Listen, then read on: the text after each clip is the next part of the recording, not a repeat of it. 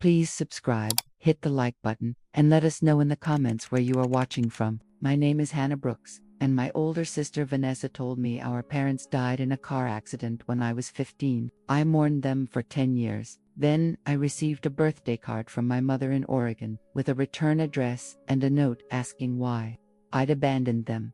The birthday card arrived on a Tuesday, plain white envelope with my address in handwriting I hadn't seen in a decade.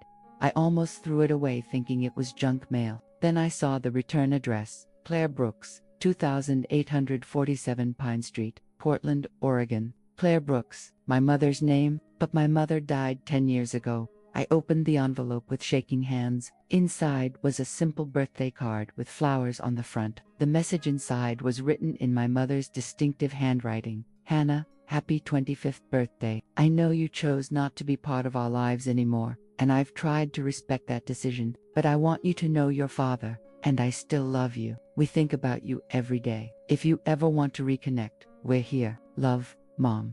I read it 3 times, my mind refusing to process what I was seeing. My mother was dead. She and my father had died in a car accident when I was 15. Vanessa, my older sister who was 23 at the time, had told me she'd handled everything, the funeral arrangements, the estate, and becoming my legal guardian. I'd grieved for years, struggled through high school without parents, been grateful to Vanessa for taking me in, for raising me when she should have been living her own life. And now I was holding a birthday card from my supposedly dead mother, postmarked 3 days ago from Oregon.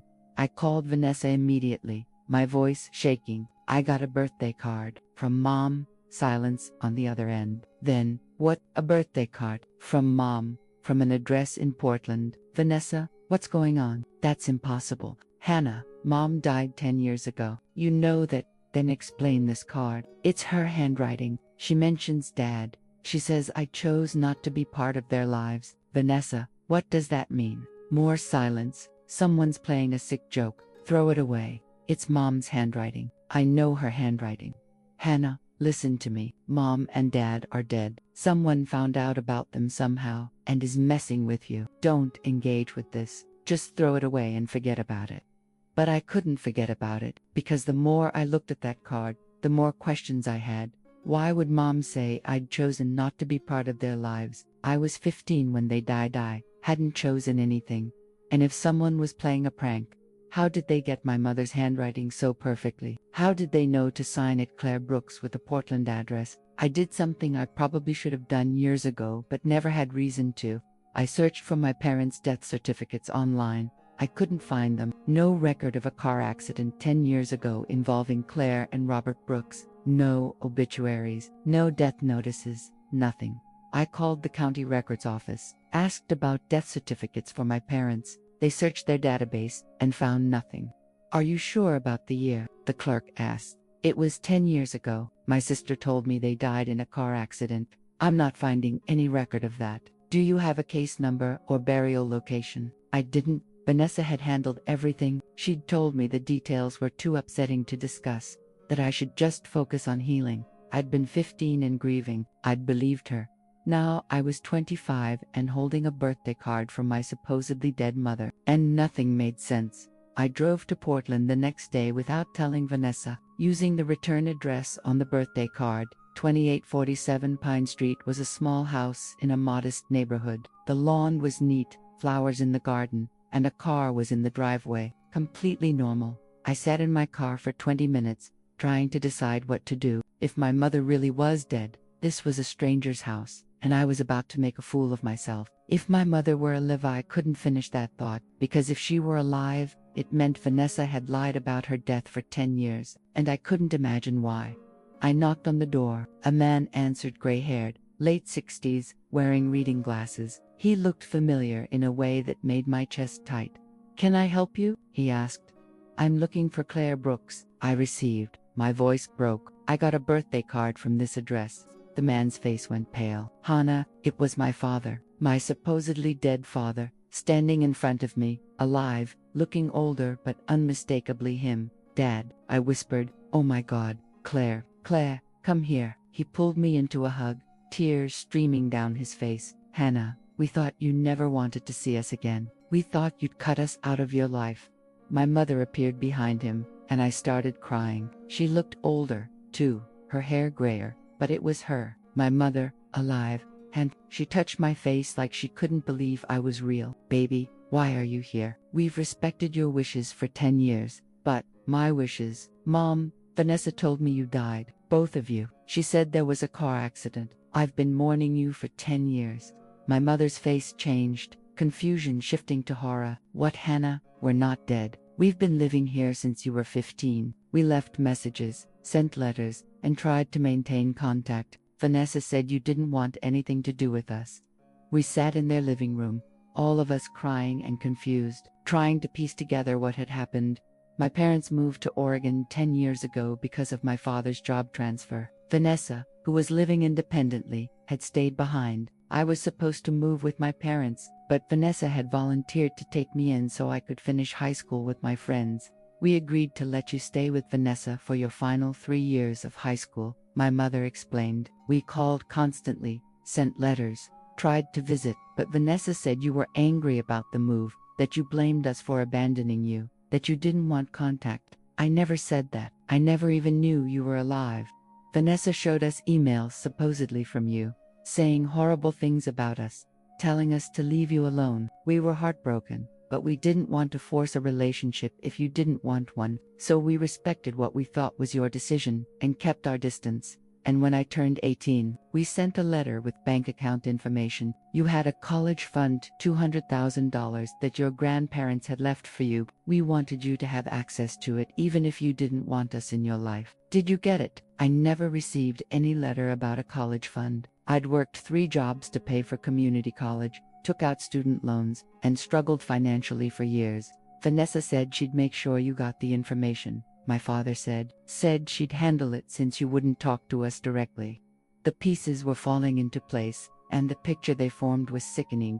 Vanessa had lied to everyone, told me my parents were dead, told my parents I hated them and wanted no contact, intercepted letters, emails, calls, kept us separated for a decade. Why? I asked, my voice hollow. Why would she do this? My mother's expression darkened. The college fund. If you didn't access it, if you were estranged from us, who would control it? Your legal guardian, my father said. Vanessa, I hired a financial investigator the next day to trace what had happened to my college fund. The investigator, a woman named Patricia, discovered that Vanessa had gained access to the account by presenting forged documents, claiming I'd authorized her to manage it. She'd systematically drained the entire $200,000 over 10 years, using it for personal expenses, investments in her name, and financing a lifestyle I'd thought she'd built through her career. Vanessa had also intercepted the inheritance from my grandparents, another $150,000 that should have come to me. She'd forged documents claiming she was my representative and had taken everything. In total, Vanessa had stolen $350,000 from me while making me believe my parents were dead. But why fake their death? Patricia asked. Why not just tell you they moved and maintained the estrangement? Because if I knew they were alive, I might eventually try to contact them. If I thought they were dead, I'd never look for them. She could keep us separated permanently and control my money without anyone questioning it. I contacted an attorney who specialized in fraud and elder exploitation, Catherine Morrison. She reviewed Patricia's findings with increasing anger. Your sister committed multiple crimes: fraud, forgery, theft, and possibly elder abuse for deceiving your parents, and she's been doing it systematically for a decade. Can we prove it? The financial records are clear. The forged documents can be analyzed. Your parents' testimony about the fake emails and intercepted communication, yes, we can prove it. The question is, how far you want to take this. I want her prosecuted. I want everyone to know what she did. But I also wanted something else. I wanted Vanessa to feel what I'd felt, the grief, the loss, the betrayal. I wanted her to understand she'd destroyed a decade of my life for money. Catherine helped me plan a confrontation, carefully orchestrated and recorded. I invited Vanessa to lunch, acting like nothing had changed. She showed up, cheerful, hugged me, and asked about my week. I got an interesting birthday card this week, I said casually. From who? From Mom, from Portland, Oregon. Vanessa's smile froze. That's impossible. That's what I thought too. But when I drove to Portland to investigate, I found mom and dad alive and well, living in a house they've owned for 10 years. The parents you told me died in a car accident. Vanessa's face went white. Hannah, I can explain. Explain how you faked their death. How you told them I hated them and wanted no contact. How you stole $350,000 from my college fund and inheritance while keeping us separated for a decade. I was protecting you. From what? From parents who loved me. From money that was mine. You were protecting yourself, Vanessa. You wanted the money, and you wanted control. It's not like that. The money was just sitting there, and I needed it for investments. You stole from me. You lied to me about the most important people in my life. You let me grieve for parents who are alive. Do you understand what you did to me? What did you do to them? Vanessa tried several tactics, claiming she'd planned to tell me eventually that the money had been borrowed, not stolen, that she'd been young and made mistakes. I recorded everything, every excuse, every admission, every attempt to minimize what she'd done. Then I told her I'd already contacted authorities, that criminal charges were being filed, that she was going to lose everything just like she'd made me lose my parents. The criminal investigation moved quickly with the evidence I'd provided. Prosecutors charged Vanessa with fraud, forgery, theft, and multiple counts of identity theft for the forged documents. The financial records were clear. She'd stolen $350,000 over 10 years. Using falsified authorization, Vanessa's attorney tried to negotiate, offering to repay the money in exchange for dropping charges. Catherine refused. Your client didn't just steal money. She faked her sister's parents' death and kept the family separated for a decade. No plea deal addresses the psychological damage she caused. The case went to trial. My parents testified about the fake emails Vanessa had shown them, the intercepted letters, and the 10 years of believing their daughter hated them. I testified about mourning dead parents, struggling through college without support, and the trauma of discovering they were alive.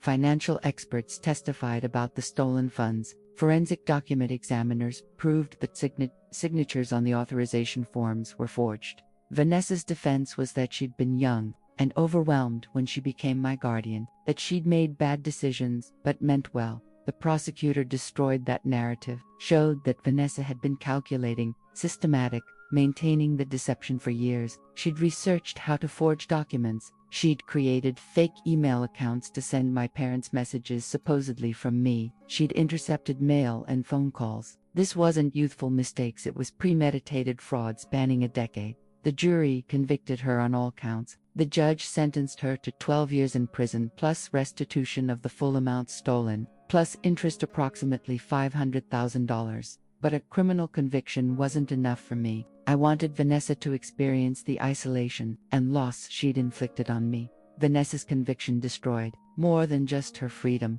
She'd built a career as a financial advisor. The irony wasn't lost on anyone that she'd been counseling others on money management while stealing from her own sister. Her professional license was revoked. Her clients sued her for breach of trust. Her firm fired her and sued for reputational damage. But I took my revenge further. I contacted every person Vanessa had ever known, friends, colleagues, distant family, social connections, sent them trial transcripts, documentation of what she'd done, the full scope of her decade-long deception.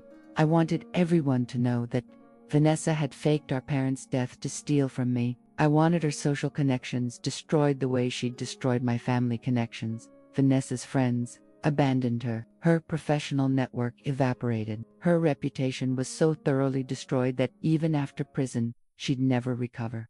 I also did something else. I contacted Vanessa's ex-husband. They'd divorced 5 years ago, and asked what had happened to their marriage. She became obsessed with money, he said, constantly investing, always chasing the next opportunity. She was secretive about finances, wouldn't let me see accounts. I started to suspect she was hiding something, so I filed for divorce. I always wondered where all that money came from. It came from me. She stole my inheritance and used it to finance investments and the lifestyle she pretended she'd earned. I provided him with documentation. He reopened financial aspects of their divorce, discovered Vanessa had hidden assets during the settlement, and won additional judgments against her. Vanessa went to prison, owing over $800,000 between restitution, civil judgments, and legal fees. She had no assets to pay it, everything had been seized. She'd spend the rest of her life in debt. I rebuilt my relationship with my parents, grieving the 10 years we'd lost, while grateful for the time we had now. They helped me financially, gave me the college fund that should have been mine years ago, helped me pay off student loans. Vanessa's theft had forced me to take. My parents and I became close again, but we all carried the trauma of the decade Vanessa had stolen from us. 8 years after the trial, Vanessa was released from prison. She was 41, unemployable due to her criminal record, buried in debt she'd never repay, professionally destroyed, socially isolated. She tried to contact me once, sent a letter claiming she'd changed. That prison had made her understand the harm she'd caused, begging for forgiveness. I sent the letter back unopened with a note. You made me mourn living parents for 10 years. You stole my inheritance and a decade of my life. You kept a family separated from greed. You deserve everything you're experiencing, and I hope you live a long time to suffer all of it. Vanessa's life after prison was exactly what she deserved, working minimum wage with wages garnished for restitution, living in a small apartment, completely alone. Everyone she'd ever known had abandoned her after learning what she'd done. My parents are now in their 70s. We spend holidays together, make up for lost time, treasure every moment while being haunted by the decade Vanessa stole. I'm 35 now, financially stable with my parents' help, and successful in my career. But I carry the trauma of those 10 years, the grief, the loneliness, the betrayal when I learned the truth. Some people suggested I should forgive Vanessa, that she's served her time and deserves a chance at redemption.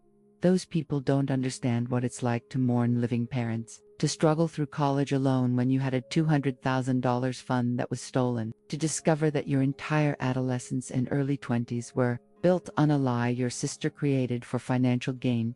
Vanessa made me think my parents were dead for a decade. She stole my inheritance and used it to finance a fake, successful life. She kept a family separated through systematic deception. I destroyed her life so completely that 15 years after I got that birthday card, she's still broke, alone, and unemployable. Her name is permanently associated with one of the cruelest acts of family betrayal prosecutors in our state had ever seen.